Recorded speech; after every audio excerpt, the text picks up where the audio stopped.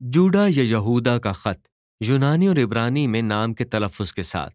یہودا یسوع کے 4 بھائیوں میں سے ایک تھا جن کے نام انجیل میں درج ہیں۔ یسوع کی موت سے پہلے اس کے کسی بھائی نے اس کو بطور مسیح قبول نہیں کیا تھا، لیکن بعد میں قبول کر لیا۔ انہوں نے اسے مردوں میں سے زندہ دیکھا اور پھر اس کے شاگرد بن گئے۔ آخرکار یسوع کے سارے بھائی پہلی یہودی مسیحی جماعتوں کے قائد بنے، اور یہودا سفری استاد اور مشنری کے طور پر جانا جاتا تھا، اور یہ چیز ہمیں اس کے خط کو سمجھنے کے لیے پس منظر فراہم کرتی ہے۔ ہمیں نہیں معلوم کہ اس نے کون سی خاص کلیسیائی جماعت کو یہ خط لکھا تھا، لیکن ممکنہ طور پر یہ مسیحی یہودیوں کے لیے تھا۔ اس کا طرز تحریر ظاہر کرتا ہے کہ اس کے پاس پرانے عہد نامے کے عبرانی صحائف اور دیگر یہودی ادب کا گہرا علم ہے۔ یہودا اس کلیسیا کو درپیش مسائل سے باخبر تھا، اور یہ چیز ہمیں اس خط کے نمونے کو سمجھنے میں مدد کرتی ہے۔ اس کا آغاز ایک افتتاحی حکم کے ساتھ ہوتا ہے۔ اس کے بعد ایک طویل انتباہ اور الزام ہے ان جھوٹے استادوں کے خلاف جو کلیسیا پر اثر انداز ہوئے تھے، اور پھر یہودا اس کے متعلق حکم دینے کے ساتھ اختتام کرتا ہے کہ اس کلیسیا کو کیا کرنا چاہیے۔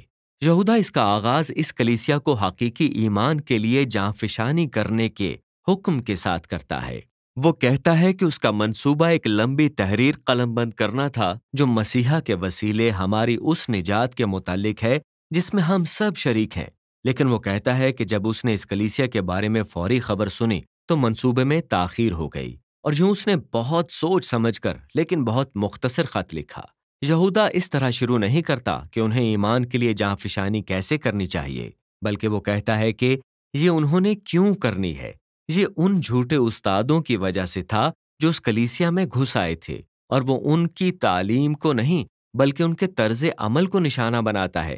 ان کا اخلاقی سمجھوتا ہمیں بتاتا ہے کہ ان کو پیش کردہ علم الہی غلط تھا۔ سب سے پہلے انہوں نے خدا کے فضل کو گناہ کے لائسنس کے طور پر توڑ مروڑ کر پیش کیا۔ ان کا خیال ہے کہ ان کو معافی مل گئی ہے اور ان کو خدا کا روح مل گیا ہے، چنانچہ اب وہ جو چاہیں کر سکتے ہیں، خصوصاً جب پیسوں کا اور جنسی تعلق کا معاملہ ہو۔ اور اس طرح یہودا کہتا ہے وہ یسوع کے اختیار اور اس کی تعلیم کو مسترد کرنے سے اس کے ساتھ غداری کرتے ہیں، اور یہودا چاہتا ہے کہ یہ کلیسیا جانے کہ ان استادوں کی ظاہری صورت کا اچھا ہونا تعجب کی بات نہیں۔ وہ ایسوں سے دور رہنے کی ہدایت کے لیے ایک لمبا انتباہ پیش کرتا ہے۔ وہ پہلے پرانے عہد نامے کی 3 مثالوں کے 2 مجموعے پیش کرتا ہے۔ پہلی 3 باغی لوگوں کے متعلق ہیں جنہوں نے ماضی میں الہی انصاف کا سامنا کیا۔ اسرائیلی جنہوں نے بیابان میں خدا کے خلاف بغاوت کی تھی۔ وہ جو کچھ چاہتے تھے انہوں نے وہی کچھ حاصل کیا اور راستے میں ہی کہیں مر گئے۔ پھر وہ فرشتوں کی کہانی شروع کرتا ہے جو بغاوت کی وجہ سے قید میں ہے جب تک کہ خدا کی عدالت کا سامنا نہیں کرتے۔ وہ پیدائش 6 باب میں کہانی کی تشریح کا حوالہ دے رہا ہے جو مشہور یہودی تحریر میں پیش کی گئی تھی، جس کو پہلا ہنوک کہتے ہیں، جہاں خدا کے بیٹوں کی تشریح گرائے گئے فرشتوں کے طور پر کی جاتی ہے جنہوں نے خدا کے خلاف بغاوت کی تھی، پھر عورتوں کے ساتھ جنسی تعلقات بنائے اور اس کے مطابق ان کی عدالت کی گئی۔ یہودا اپنی کہانی کا تعلق پیدائش میں سدوم اور عمورہ کی بربادی کے متعلق اپنی تیسری مثال سے جوڑتا ہے جہاں پرتشدد مردوں نے فرشتوں کے ساتھ بدفعلی کرنے کی کوشش کی تھی۔ یہ دونوں کہانیاں خدا کے حکم کے خلاف بغاوت کے متعلق ہیں جو جنسی بدفعلی کا باعث بنی، اور جھوٹے استاد اسی کے قصوروار ہیں۔ اس کے بعد یہودا ایک مشہور یہودی متن سے ایک اضافی انعام لاتا ہے جس کو موسیٰ کا عہد کہتے ہیں۔ ہنوک کی کتاب کی طرح یہ بھی پرانے عہد نامے کی کتب کا حصہ نہیں تھا، بلکہ یہ استثنا سے متعلق موسیٰ کے آخری ایام اور باتوں کو تخلیقی انداز سے دوبارہ پیش کرنے پر مبنی ہے۔ اس حصے میں جہاں سے یہودا حوالہ دیتا ہے کہ موسیٰ مر چکا ہے اور وہاں ایک اچھا فرشتہ میکائیل ہے جو موسیٰ پر ابلیس کے الزام کی تردید کر رہا ہے، لیکن وہ آخری فیصلہ صرف خدا پر چھوڑنے کا انتخاب کرتا ہے۔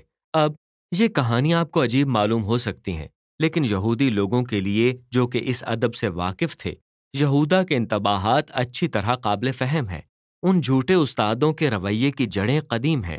خدا کے اختیار کے خلاف بغاوت، جنسی بدفعلی، خدا کے پیغمبروں کو مسترد کرنا، اور اس کا تعلق 3 مثالوں کے دوسرے مجموعے کے ساتھ ہے۔ یہ ان باغیوں کے متعلق ہیں جنہوں نے دوسرے لوگوں کو بھی خراب کیا تھا۔ قائن نے اپنے بھائی کو قتل کر دیا اور پھر ایک شہر تعمیر کرنے چلا گیا جہاں گناہ کا راج تھا۔ بلعام جادوگر اسرائیل پر لعنت نہ کر سکا، بس اس نے انہیں بت پرستی اور جنسی بدفعلی کی طرف راغب کیا، اور پھر قورہ لاوی نے موسیٰ کے خلاف بغاوت کھڑی کر دی، جس کا اختتام دوسروں کی تباہی پر ہوا۔ یہودا جھوٹے استادوں کا ذکر کرنے کے لیے پرانے عہد نامے کی تصاویر کے ساتھ دیگر 3 مثالوں کے ساتھ ختم کرتا ہے۔ وہ حزقیኤل میں سے خود غرض چرواہوں یا امثال سے بے بارش بادلوں جیسے یا یسایہ سے بے قرار موجوں جیسے ہیں۔ ان کی خود غرضی ان کے یسوع کی پیروی کرنے کے دعوے کو جھٹلاتی ہے۔ وہ جہاں بھی جاتے ہیں انتشار پیدا کرتے ہیں۔ یہودا 2 اور انتباہات کا حوالہ دے کر اپنے انتباہ کو ختم کرتا ہے، ایک قدیم اور ایک حالیہ۔ پہلا انتباہ ایک بار پھر مشہور کتاب پہلے ہنوک سے ہے، جو پیدائش کی کتاب میں مذکور قدیم شخص ہنوک کی رویاؤں کا مجموعہ ہونے کا دعویٰ کرتی ہے۔ ابھی دلچسپ بات یہ ہے کہ یہودا ہنوک کی کتاب کے جس پہلے باب سے حوالہ پیش کر رہا ہے، وہ خود انسان کی بدکاری پر خداوند کے انصاف کے متعلق پرانے عہد نامے سے کوئی نصف درجن حوالہ جات پیش کرتا ہے۔ پھر یہودا ہنوک کی طرف سے قدیم انتباہ کا موازنہ موجودہ رسولوں کے انتباہ کے ساتھ کرتا ہے۔ پطرس، یوحنا اور پولس سب نے پیشن گوئی کی تھی کہ جھوٹے استاد اٹھ کھڑے ہوں گے اور یسوع کی خوشخبری توڑ مروڑ کر پیش کریں گے، اور وہ اسی چیز کے متعلق یسوع کے ابتدائی انتباہ کو دہرا رہے تھے، اور اس لیے اس کلیسیا کو مزید قائلیت کی ضرورت نہیں ہونی چاہیے، ان استادوں سے نمٹنا ہوگا۔ لہٰذا یہودا پھر اپنے اختتامی حکم کی طرف جاتا ہے۔ وہ ایمان کے واسطے جانفشانی کرنے کے متعلق اپنی کہی ہوئی پہلی بات کی طرف آتا ہے، اور وہ خوبصورت استعاروں کے ساتھ واضح کرتا ہے کہ یہ کیسے کرنا ہے۔ وہ یسوع کی جماعت کو خدا کی نئی ہیکل قرار دیتا ہے، بس ان کے لیے ضروری ہے کہ وہ اپنی زندگیوں کو انتہائی پاک ایمان پر تعمیر کریں، جو یسوع کی زندگی ہمارے گناہوں کی خاطر مرنے اور جی اٹھنے کے متعلق خوشخبری کے بنیادی پیغام کی طرف اشارہ کرتی ہو۔ کلیسیا کو اس بنیاد پر اپنی تعمیر فرما برداری کے ذریعے خدا کی محبت کے واسطے خود کو وقف کرنے، دعا کے لیے مقرر ہونے کے وسیلے سے کرنی ہے، اور عمارت کی سالمیت یسوع کی واپسی کے لیے ہوشیار رہنے سے برقرار رہے گی، جب وہ اپنے انصاف اور رحم کو برپا کرے گا، اور ایسا کرنے میں وہ یسوع کے ساتھ وفادار رہنے میں ایک دوسرے کی مدد کریں گے۔ پھر یہودا خدا کی تعریف کرنے سے، جو اپنے لوگوں کی حفاظت کرے گا اور ان کو اپنے فضل سے دور ہونے سے بچائے گا، اس خط کا اختتام کرتا ہے۔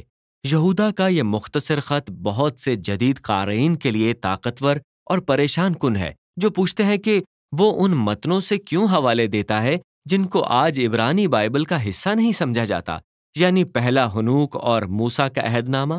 یہ یاد رکھنا ضروری ہے کہ اس زمانے میں یہودی ثقافت مذہبی متنوں سے لیس تھی۔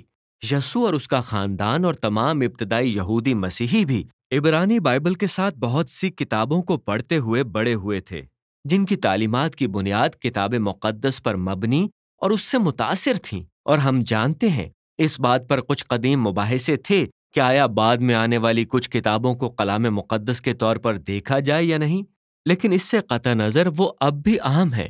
خدا کے لوگوں کو پیغام دینے کے لیے کتاب کا بائبل میں ہونا ضروری نہیں، اور اس لیے ہمارے پاس اس زمانے سے بہت سے یہودی متن ہیں۔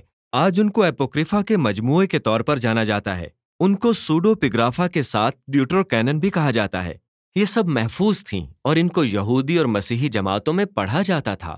ان کو بہت عزت دی جاتی تھی۔ اس کا یہ مطلب نہیں کہ شروع میں ان کو عبرانی بائبل کے حصے کے طور پر تشکیل دیا گیا تھا، بلکہ یہ بائبل کی روایت کا حصہ تھیں، اور اس لیے یہودا نے اپنے قارئین سے واقفیت رکھتے ہوئے اور یہ جانتے ہوئے بھی کہ وہ پہلے ہنوک میں سے ان باتوں کو اہمیت دیں گے، اپنے پیغام کو جاری رکھنے کے لیے ان متنوں کا استعمال کیا۔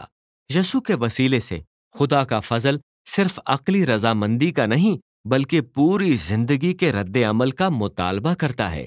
غور کریں کہ یہودا جھوٹے استادوں کے علم الہی پر نہ تنقید کرتا ہے اور نہ توجہ دیتا ہے، بلکہ ان کی غیر اخلاقی طرز زندگی پر جو مسیح کا انکار کرتی ہے۔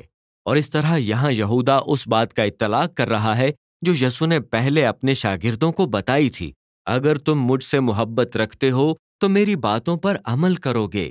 مسیحیوں کے لیے ان کا رہن سہن اس بارے میں نہایت قابل اعتبار اشارہ ہے کہ وہ حقیقت میں کیا ایمان رکھتے ہیں، اور یہودا کا خط انہی ساری باتوں کے متعلق ہے۔